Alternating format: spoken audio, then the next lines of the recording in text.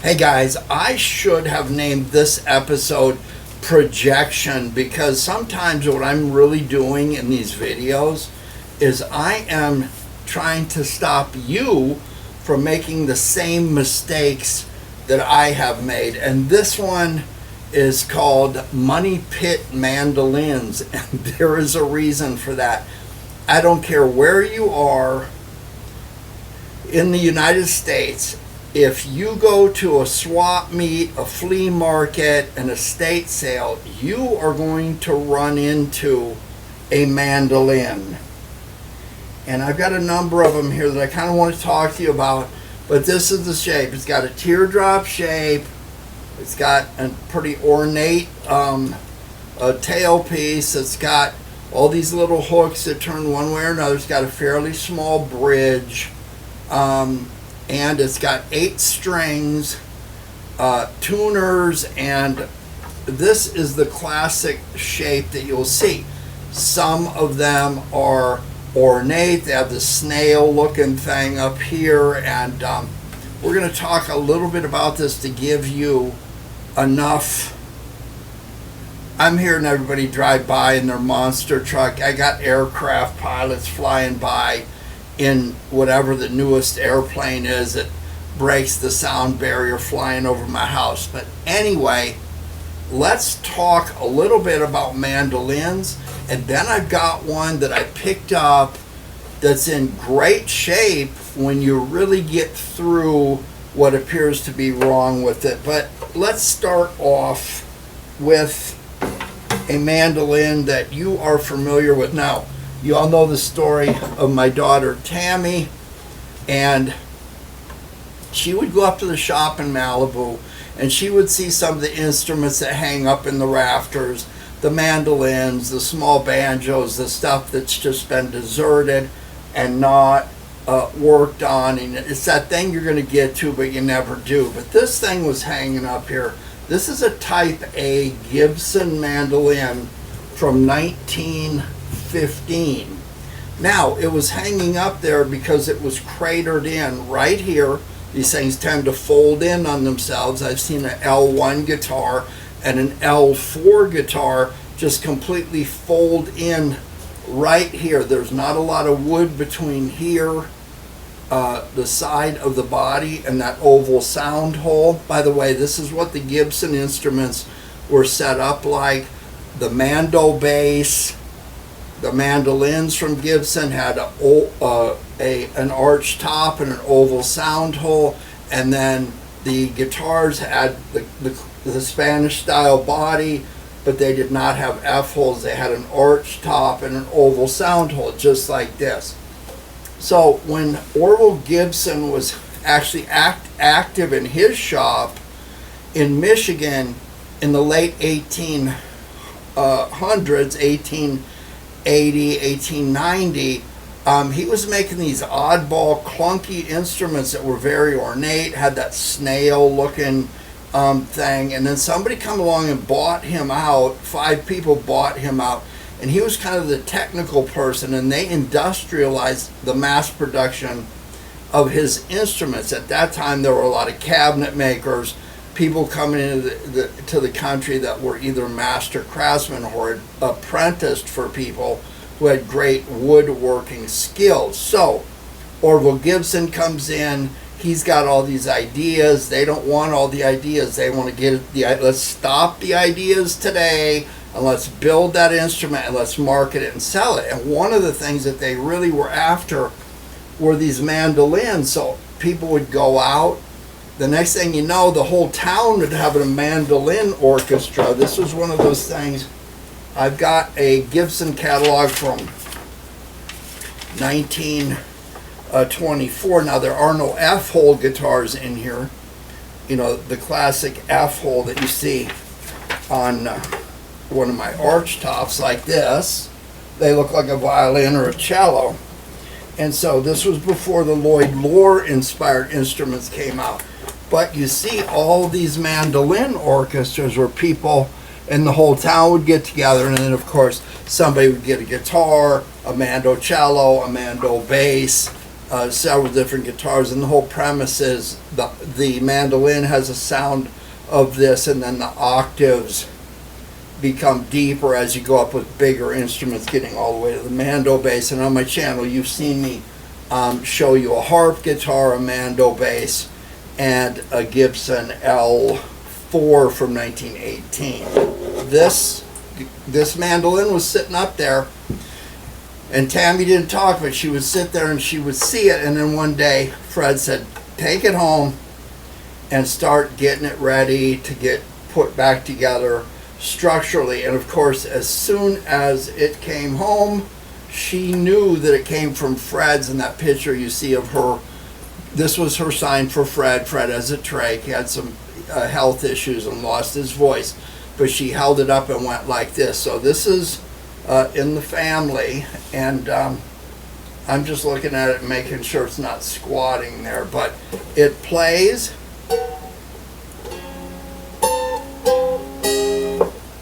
But these were a big deal. This were, I think, was the equivalent of some, you know, the 6-7 or whatever that is people are doing right now. But this went on from the turn of the century up until about 1925 or so, and that's what's in the catalog. So in this catalog, it says that that model, which was one of the plain ones,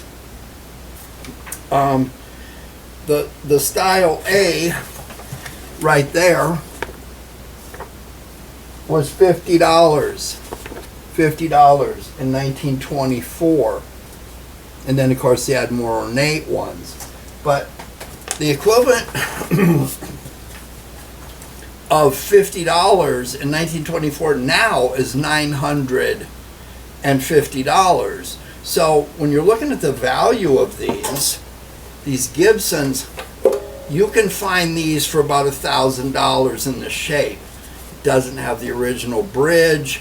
It doesn't have the original finish. It doesn't have the original binding.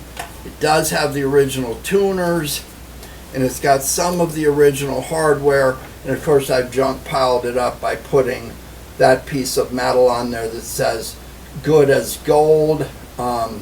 It came off of axle grease Manny Moe and Jack, the Pep Boys can from the 1940s. Anyway, so when you start looking at Gibson products that were $150, like the L4 guitar of that period, you are now starting to talk about, well, triple things. Now you're up to more than $3,000 it would have cost you to buy that. So think about what kind of guitar you can buy, or mandolin you can buy today for $950. Now, would I sell this one? Never. Did I put a lot of work into it? Yeah. Is the original finish there? No. Did I use Gibson colors like cherry red that they would have used? Yes. Kalamazoo brown on the side? Yes. But here's the point. If you find one of these in really good shape, you can start talking about $3,000 if it's one of the ornate models. But who plays mandolins now? So the very limited market, and the ones that are in super good shape, that are the better models, that have the tag in them. By the way, if you want to look this one up, it is number 24851. So type in Gibson mandolin 24851.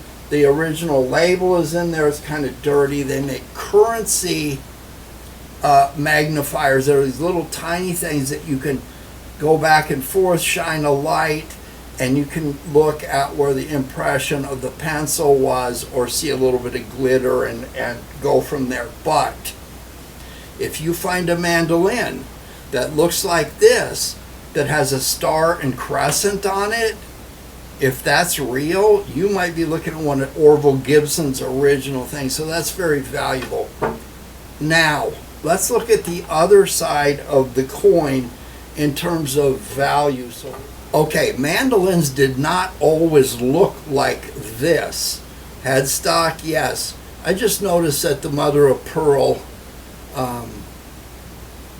nut is on there, and that's what the fret markers are too. So very cool. But they did not always look like this.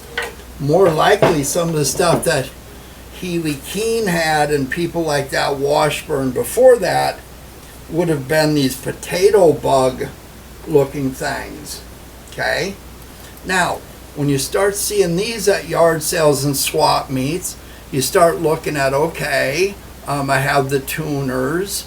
You got to look closely. There might be a bolt missing. There might be a gear missing. If you see shininess on the gears, one of them might be chipped, have the teeth missing. These tuning machines, you slip the string in, there's not a hole. I am missing a couple of pieces here. I'm missing a gear, I'm missing a bolt, and I am looking at that and thinking, okay, can I buy another one? Can I get the pieces? Here's something to think about. There's a lot of these out there, and you can find them, and this one looks to be in better shape. But again, it has issues with the tuners, and the tuning machines are not the same. You see that? They're not the same, and so I can't swap these out. And then here's a problem. That looks pretty good until I do this. That right there is a nightmare that you will never fix. You can never fix that. And so another thing to look at here on these is they were known. You see this drops off right here? There's a drop off that goes from right here to right here. That was to give the bridge some brake angle. This one's in good shape. Sometimes you'll find that there was very ornate trim on this bridge piece right here. If you want to junk pile something and that's missing, because sometimes they are, you can cut out a piece of metal, you can do what you want. This one has a little crack right here that's not going all the way through. When you look at it, there seems to be an issue here. When you are at the place and you're going to buy one of these, hold it up to the light, protect your eye, look in the hole, and you will be able to see if there's any light coming through here. If this is broken up at all, these things are ungodly hard to fix. And somebody from Martin who used to make them this way said that if there was one instrument that they made that they would have to replicate, that would be so ungodly costly to replicate, it would be the bullback or potato bug mandolin. So what do you do if you get one of these and you decide to put one together and you got a bunch of parts laying around? I will tell you that this neck here, if it's cut off here and blocked up right, will make a very interesting door handle for your shed. Now, you're hearing me tell you that these things were made by the bazillions. The bullback ones are very fragile, they're hard to fix, and who wants them? So go on Reverb, go on the Guitar Center site, and look at instruments and say, how many of the Gibson A type are out there? How many of the F type, the more ornate they are? Don't look at the ones that are for sale. Look at the ones that have been sold, because anybody can park these on there because they find them in Grandpa's garage. They don't know what they are, in the attic.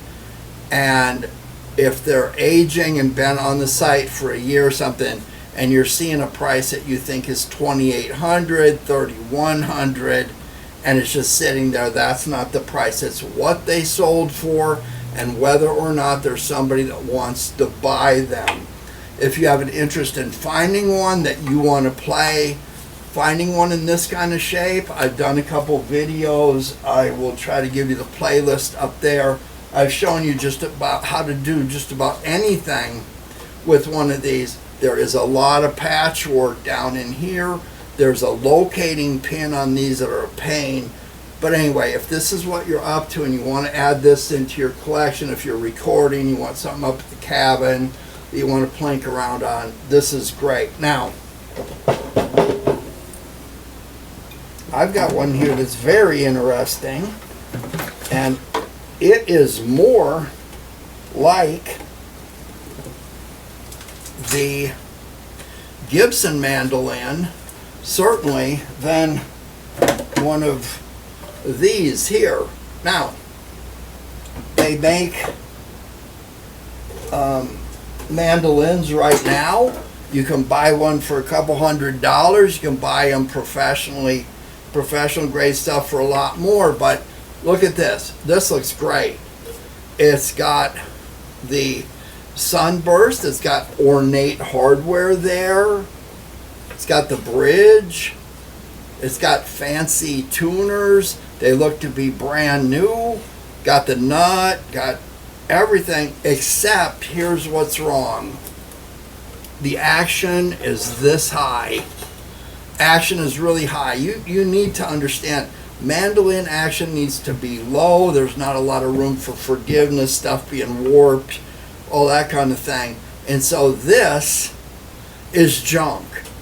If you give somebody $20 for this, I'm going to be questioning you, because here's what's wrong. These tuners, they have escutcheons, they're really nice, they're super heavy, and they make the instrument nosedive. You don't want that. You want a balanced instrument.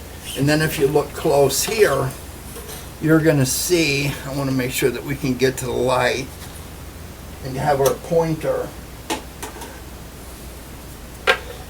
This right here has been cracked right there, and the neck has been cracked, and the fingerboard and body joint are cracked. That's why this action is so high.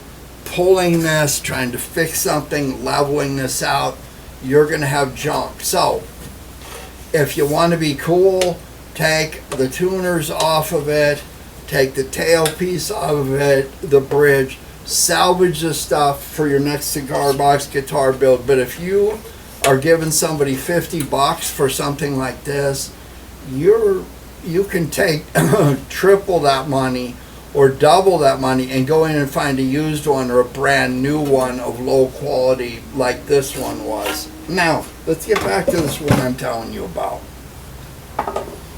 It looks like a Gibson. It has the teardrop body. It has the original tuners. I've looked, there's nothing shiny up here. Okay? None of the teeth are broken. Nothing is missing. None of the knobs at the end, the tuning knobs, are broken, cracked. None of the shafts are bent. This is good to go. It all functions. The fingerboard is in great shape. The nut is here. This is an old instrument. It has binding. I've tapped on it. There's a brace right up here. There's a brace here, and it's actually braced better than a Gibson mandolin. It's wood. It has a back and front that come off, but the action is high, not as high as the other one. So what happened here? Well, there's a great deal of tension on these mandolins. I've always said that guitars with bridges, they have bridge pins. Everything is trying to pull everything in half. This has the advantage of functioning like a trapeze tailpiece, where you're tied into the end block, you've got all your strings here. There's a slight downward pitch to where the bridge is here going this way. But what happened is there's a bump right here. Somebody left this strung up in a case, and after time things started to dry out, and it's trying to fold up right here, and there's a little bump right there.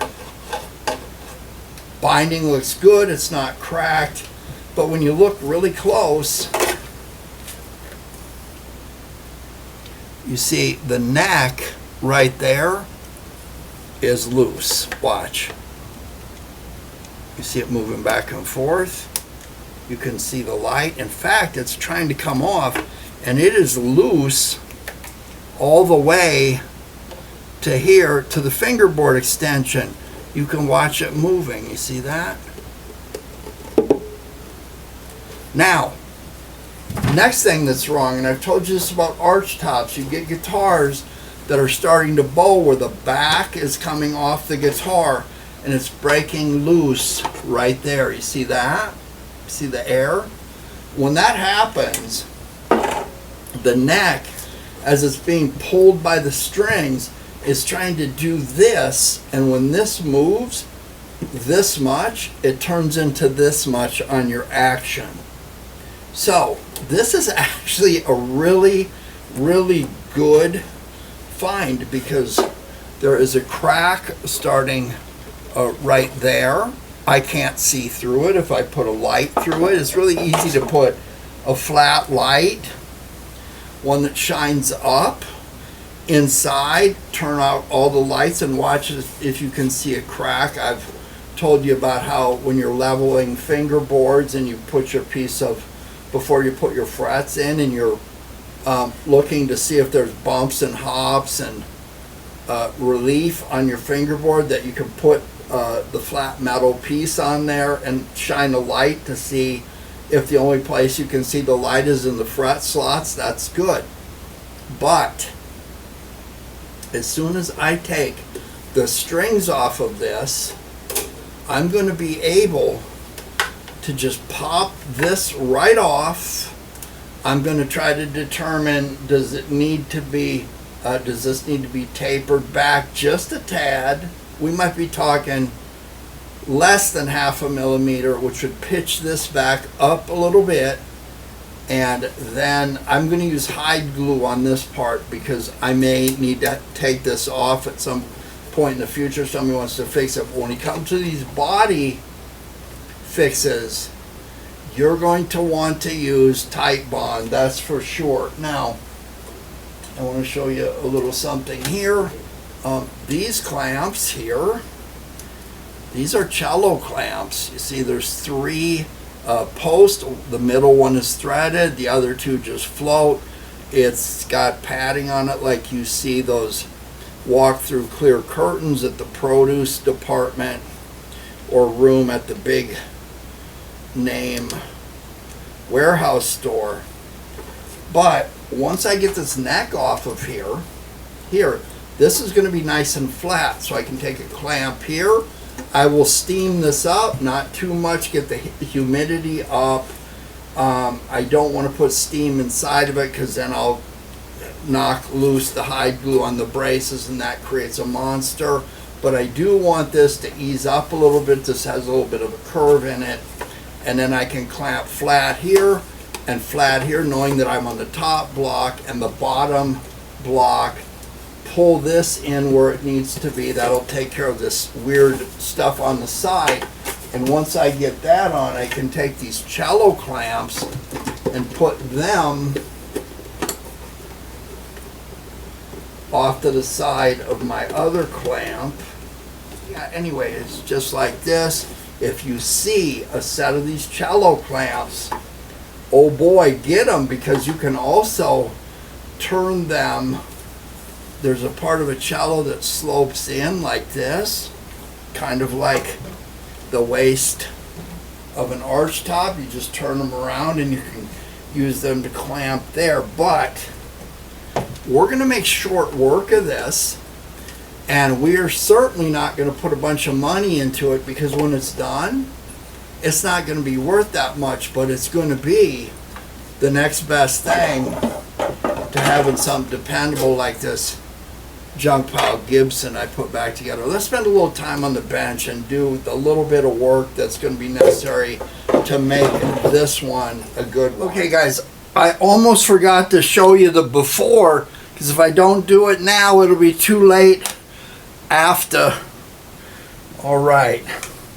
So I have put a couple pieces of painter's tape at the edge of the bridge. You can tell where the bridge has been over the years, so that won't be a problem. I am going to cut the strings here. So this is not a tetanus special. And I'm going to get one of my canvas totes that I'm always telling you about and put everything in the tote.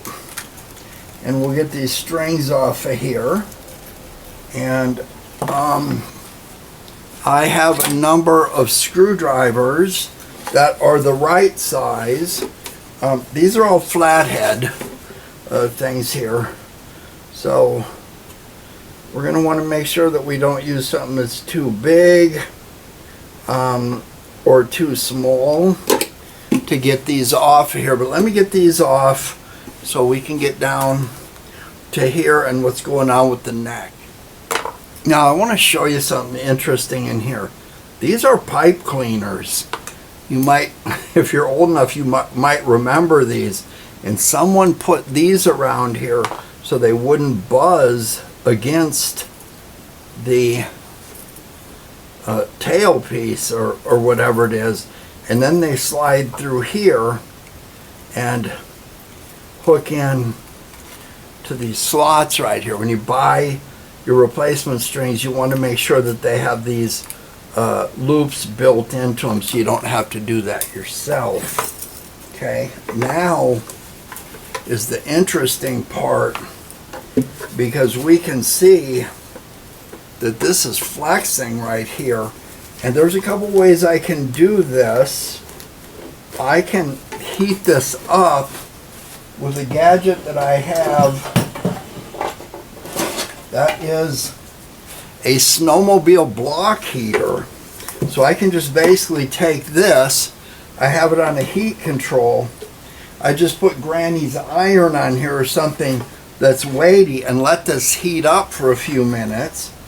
And these things are nice. Again, you hook them into a heat control, and I can also, if this wasn't here, I would be thinking about taking a hot glue gun.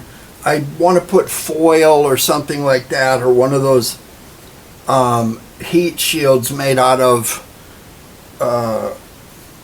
the thing you put in your windshield to keep the sun off your dash, or anything like that, so I don't burn the finish. I really don't want to take and pull a fret out right here and drill holes and steam it. But yeah, so we can tell that this is very loose, and it's almost like there's a pin or something holding that there. Let me work on this just a little bit. Here we go.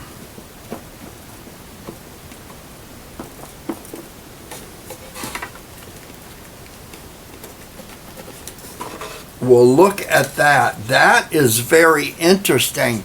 There is not a dovetail joint or anything like that. It has this. I have not seen that before.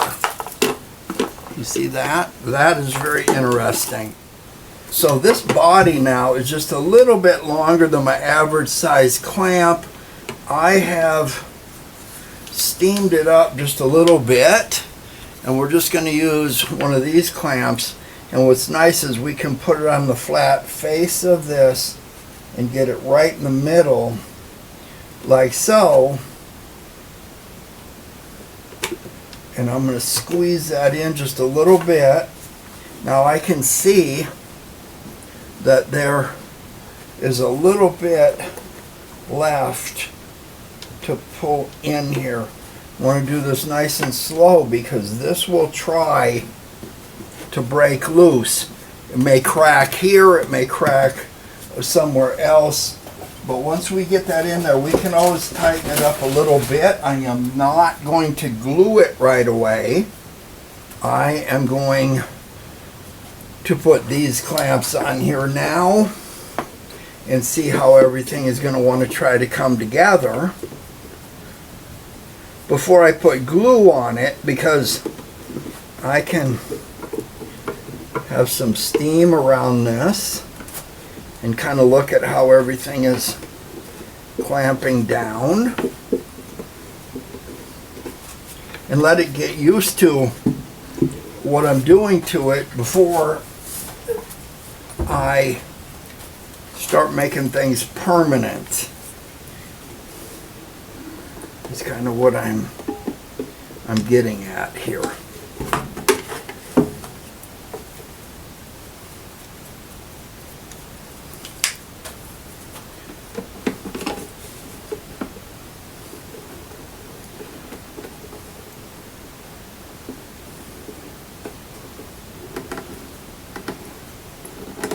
Again, these cello clamps, you cannot beat them for working on these odd type instruments. Spool clamps do the same kind of thing here. Okay? So as I'm looking at this, I can see that there's a little bit more to pull in.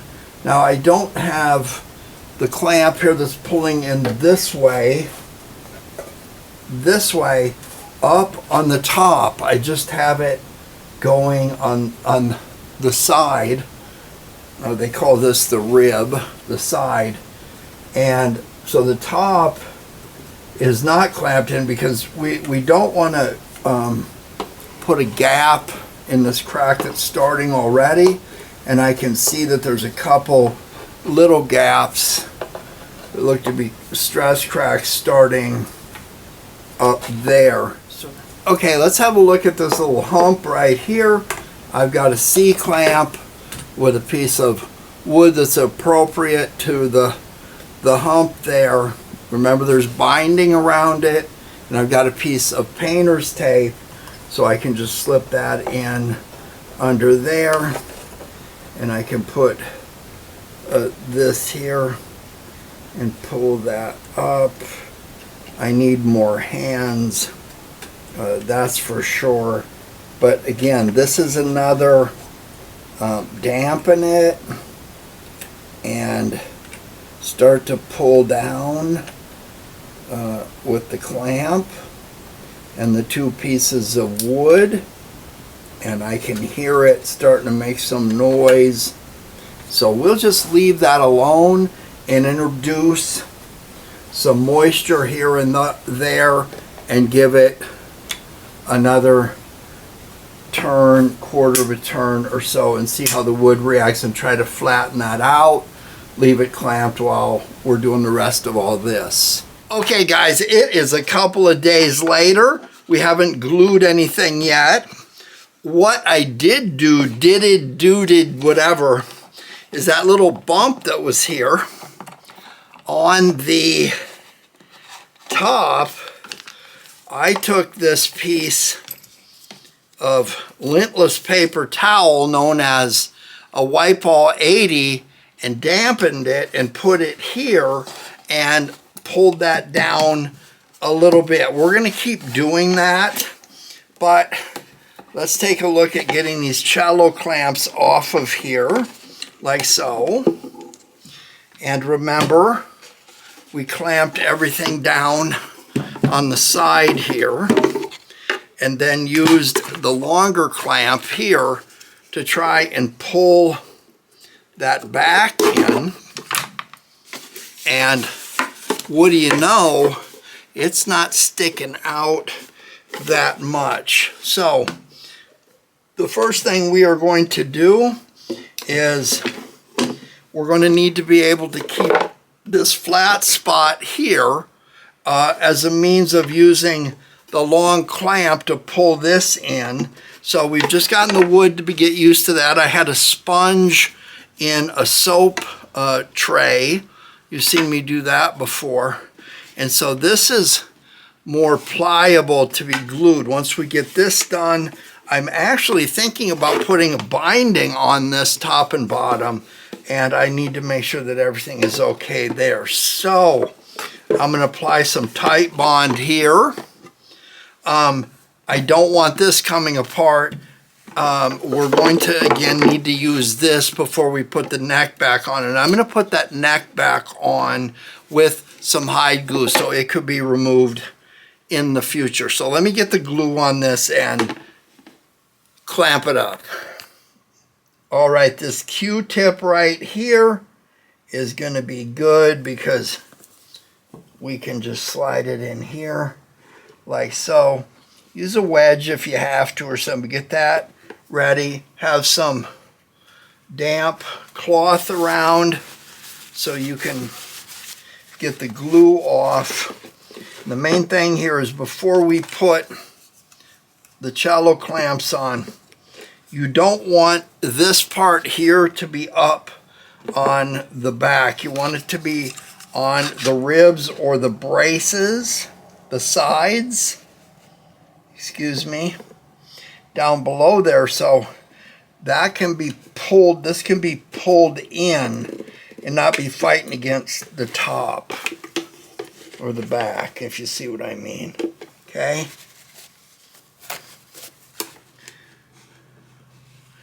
Now, it's going to bleed out a little bit, but if I were to put this clamp up against here, it wouldn't be able to squat down. You see that?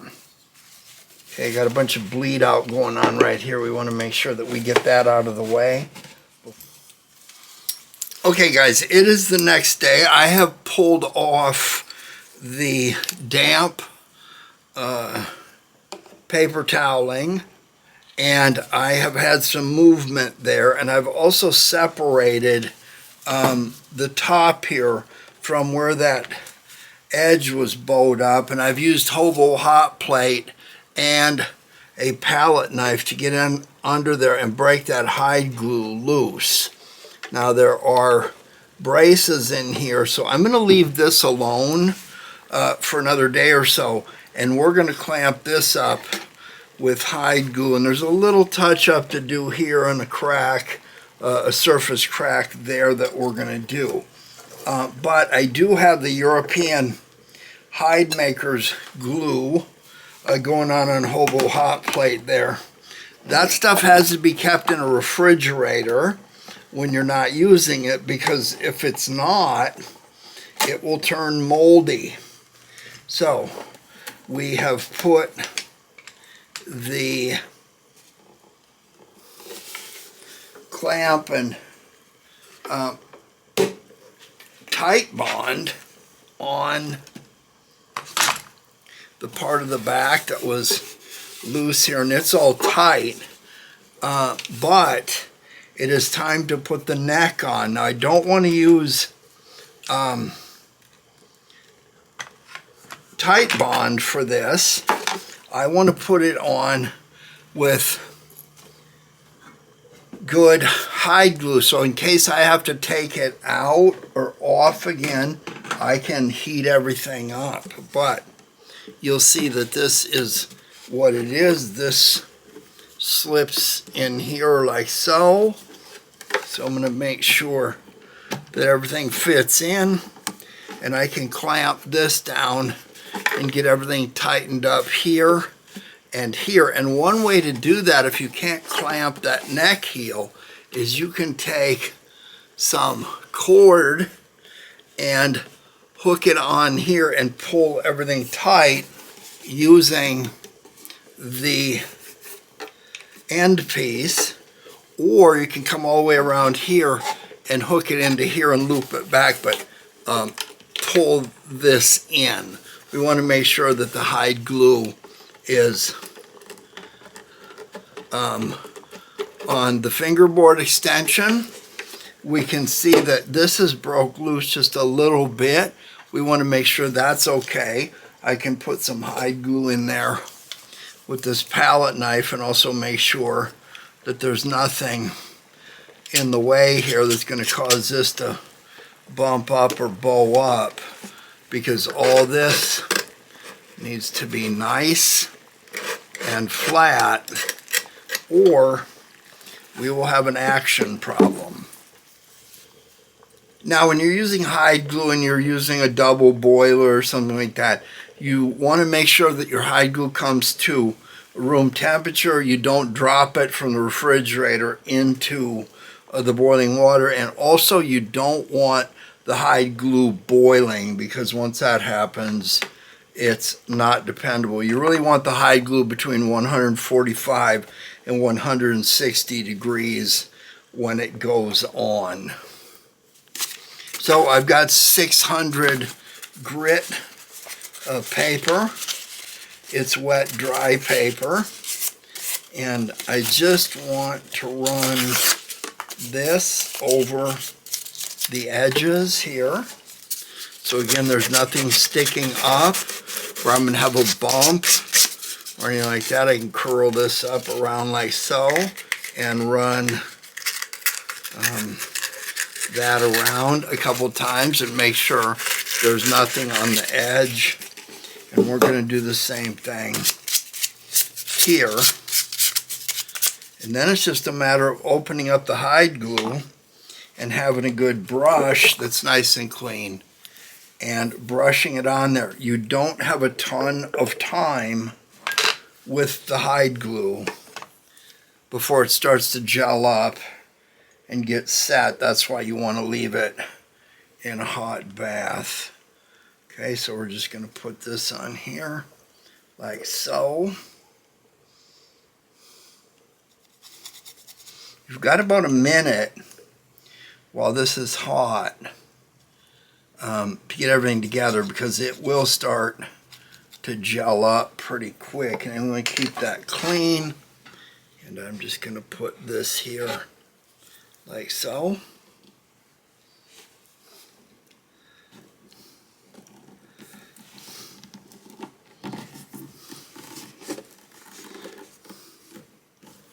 So I'm going to hold this in place and make sure everything lines up and let that hide glue set before I start trying to move things around. Okay guys, let's catch up. I've taken a long clamp and gone from the back of the body, the bottom block, and ran it all the way up to the back of the headstock. And this, pulling on it this way, creates the pressure that pulls the neck in and downward, so it's flush here. Then I have taken one of these squeeze clamps here and put it here where it grabs both sides of the body and the neck where the joint comes together. And then I've taken a couple of clamps and clamped down the fingerboard extension that goes over the body, clamp that down on both sides. And we are going to leave this alone in the right temperature for a day. Last thing, you're going to want to make sure that you turn your hot plate off and that you pull your hide glue out, cover it, let it come to room temperature, and then put it in the refrigerator. Don't burn your shed down or let your hide glue get moldy. All right guys, here we go. We've got some cracks that have been fixed and stuff, and I have decided that I am going to put some binding on the top of this mandolin. So what I want to do is, I've got this binding cutter and I want the binding to be about like so. You see that there? And so there's a lot of adjustment that goes with one of these. You take this off, you move this in and out. This needs to ride the edge. This needs to be moved in and out, etc. So I'm looking at this and I want just a little bit over half the width of that to be up on top. Now what I need to be careful about is when I come into this area up here, I am going to get dangerously close to the fingerboard. So I'm going to have to carve this section out by hand. Ideally, I would have done this while the neck was off, but this was an afterthought. So when you're working with these cutters, slow speed is your enemy, high speed is also your enemy. So if you don't have everything set up, it's going to be a problem. So you're going to want to take a piece of wood, scrap wood, and you're going to want to test out your setup on that piece of scrap wood, and then what your binding is going to look like inside. Okay, I've got a piece of binding with a screw put into it here that's going to allow me to gauge how deep everything is working here. So I like using this, but I'm going to kick this on now, and we're going to run down this piece of scrap wood here. We're going to go on high right away. The slower it spins, the more likely it is to dig into the grain.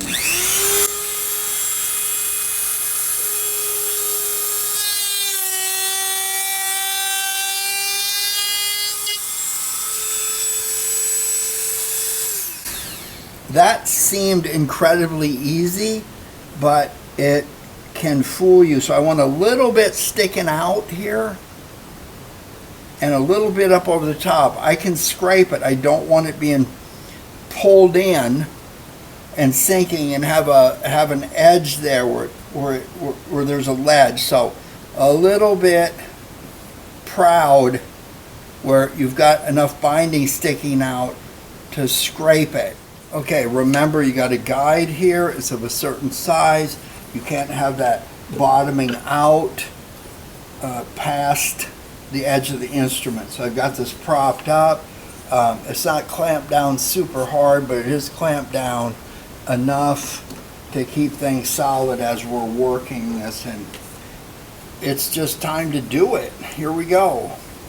Remember, this is really close to the fingerboard, so I'm going to have to do that by hand with a chisel.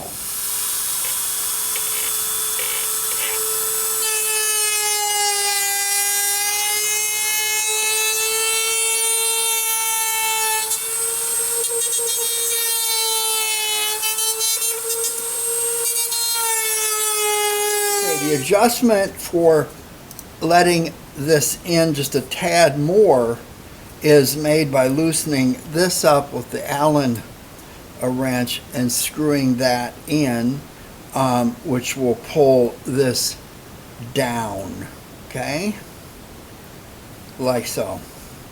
Then we just tighten it back up. Okay, we've got the easy part done, as long as you're not scared of the machine. Welcome, my son, welcome to the machine. Okay, so now I'm taking this chisel, I'm getting it up against the edge, and I'm carrying it forward like this and getting myself a little line there, and doing the same thing here. You see that? And then we'll just work this like so. There we go. And we'll get that all the way up to the peak right up here. Okay guys, before I move on any further, I want to show you what I've done. I used the binding groove cutter to cut that, went all the way around, took a couple files and a chisel, one of them a 1/4 inch chisel, one an 1/8 inch chisel, and worked this area right here next to where the neck attaches to the body. Now if I had done that again, had to do all over again, I would have put the binding on before I put the neck back together, not after. So next step is I have some binding tape here, and I have some bind-all. You want to be really careful with the bind-all, because this stuff will mess up your finish, so you want to be really careful. You got to have some paper towels And you do not want to have the stuff where it is out in the heat and then you open it up and it goes all over your finish. You're going to get ahead of what you're doing by pulling off some pieces of binding tape. You want to be careful. I see people using that brown binding tape, which is good if you don't have any finish on a guitar body, but once you start using that big heavy brown stuff, you'll see what I'm talking about if you ever see it, and you have finish on the guitar, you are going to need low tack tape because you'll pull the finish right off the guitar. You're working on some old Gibson arch top or something like that, you're going to have a problem. So the idea here is we took a piece of binding and I started at this side here because this area here goes in under the edge of the fingerboard. So this binding is taller and thicker than it needs to be. So I'm going to put that, you see how that drops right down in there? I'm going to do this and put this on and put binding tape on it, and then we're going to give it a break for a little bit, but this needs to squat down in here and it needs to pull in and seat tightly. Okay, so once it's in there, we just basically take this, and when you put your binding tape on, you want to make sure that the rest of your binding is over here somewhere where it's not trying to jump off the table and give you a lot of crooked stuff. But when you get it in there, what you're going to do is you're just going to put this here like this and then pull it down and in. You see that? Pretty simple stuff. So let me get this started here and I'll catch up with you again. By the way, you do not want your Jesse LaMonica and the Dime Novels poster underneath your work. Okay, little bind all. Like I said, you really have to make sure that you are ready to wipe off excess. If there is some, have the cap ready. Do not squeeze this stuff because it will just jump out and you will be upset. But remember, I cut the groove in here, so I'm going to lay this right there. Now you don't have a lot of time with this, okay? Not a ton of time. And so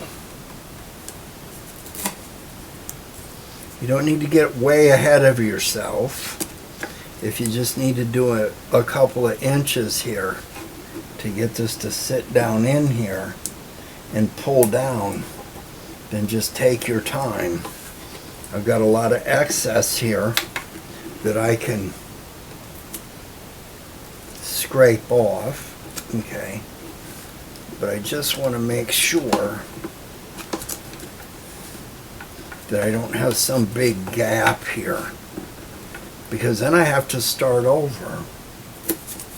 But having this stuff tore off and sitting where I can pull it into place is a good thing.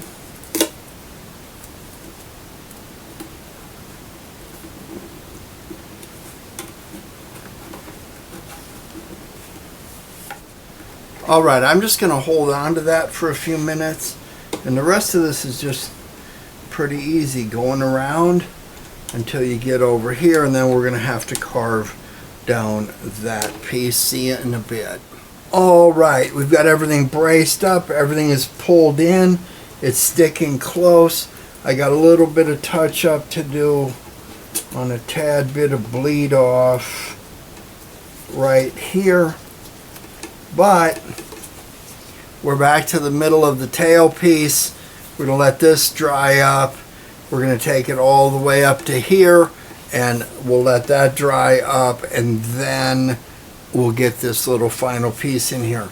In the event that the channel is a little bit wider, we can take a piece of veneer from a mahogany veneer strip that you can get at a craft store and split little pieces off of it like so, and then you would just put these in here as necessary, pull the binding in, get everything lined up, and then we'll scrape it.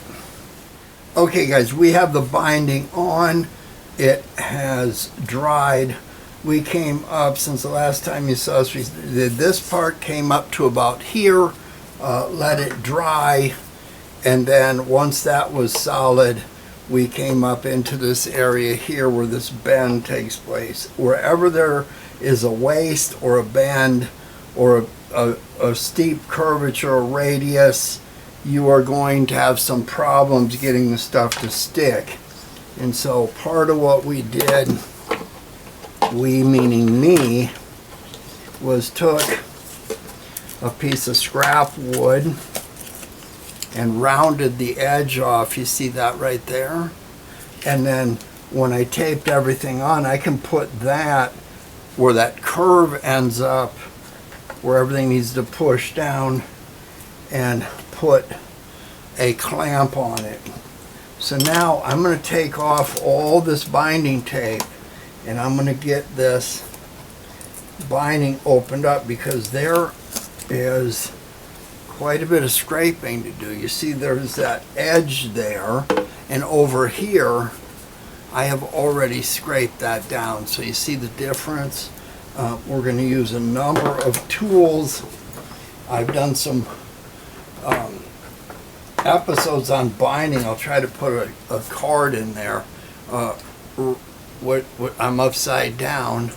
Let me see here. Yeah, right up there, right about now. Yeah, this camera is tricking me. Now there's a couple things. I've got a tree box, a piece of a band that's got an edge on it. I've got a Parachin guitar maker's knife. I have a violin maker's knife. So it's just basically taking your scraper and coming along and pulling the binding down both on the top and side. There's also going to be some spots where I have a little gap right there underneath the binding where the wood wasn't exactly straight. I take a piece of veneer, mahogany, which is what this body is made out of, and I take a razor blade and I just slice some thin stuff and sand it down, and I can just lay it where everything starts in that groove right there, and you see it all just drops right in. I glue that in, a little bit of light sanding. We're going to do the finish and the string up and a little bit of junk pile in another episode. See you in a minute.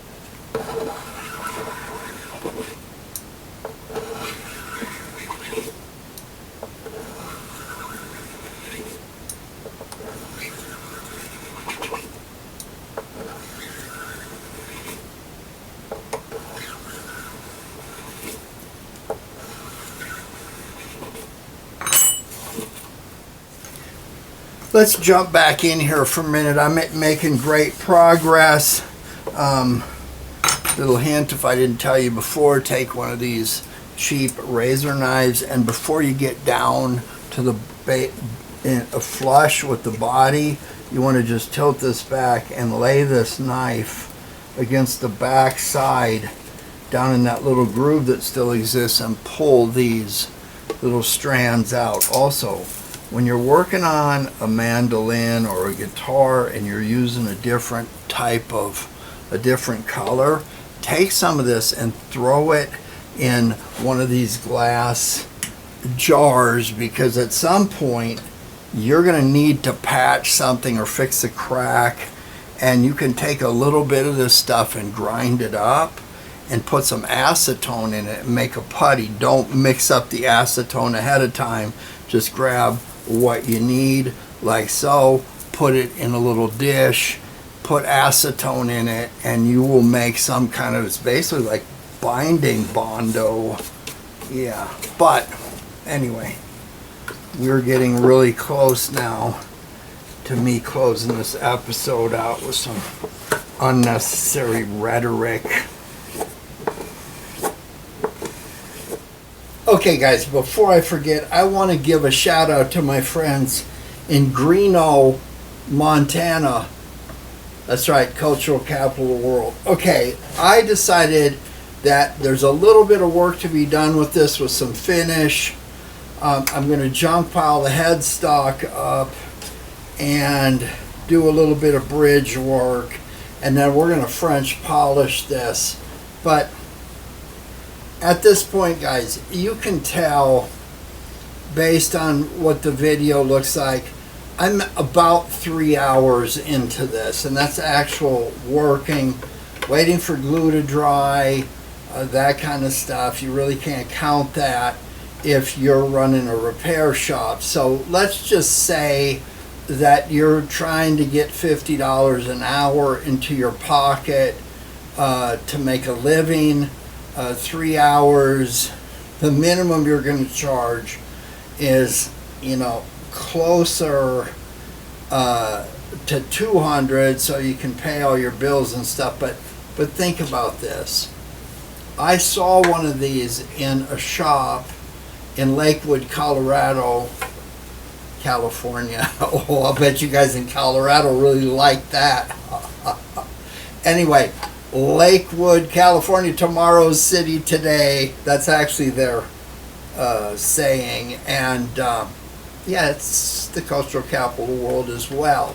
But I saw one of these hanging in there. It was in great shape. It had a K sticker on it, and it was $249. In great shape. It didn't have this binding or whatever, but anyway. So that out the door with LA County tax, you're at $300, okay? So, I guess what I'm trying to tell you is there's a big difference between something that's going to hang on the wall for a really long time for $300 and something like this that's made by Gibson, even though they're kind of like each other. So remember I opened up the show talking about potato bug, mandolins. Look at this one, the whole back is out of it. This one, there's no way that you are going to get any kind of a repair done on that without completely losing yourself. This one's missing a part or two on the headstock, and it's got a slight crack in the body, missing the bridge. But this one's in great shape. But again, these are really hard to sell, and I saw one in the same shop like this for the same almost $300 with tax out the door. So guys, it's a real shame that something with so much craftsmanship and hard work can be picked up. These right here, they're less than $100 out the door. So I don't know what's going on, but that is like, the bad news is you are kind of losing money from the start when you get into most mandolins. So you may see this one again. I'm going to send it off to somebody very interesting. They don't even know how to play mandolin, but they'll have to when they're done. And of course, anytime I can hear the mandolin that Tammy had,